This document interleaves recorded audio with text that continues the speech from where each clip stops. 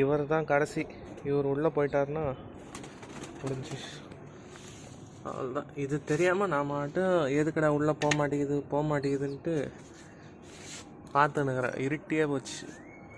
என்னடா இது புறா உள்ளே போக மாட்டேங்குது, இன்றைக்கி என்னடா ஆச்சுன்ட்டு இவனை தட்டி விட்டுருவோமா?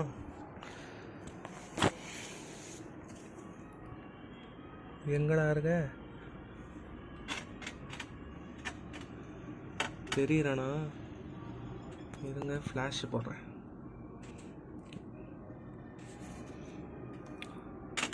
போடா டே, வெளில போடா. ஓடு. அப்புறம் உங்கள் அம்மா வந்துடுச்சுன்னா நம்மளால ஒன்றும் பண்ண முடியாது.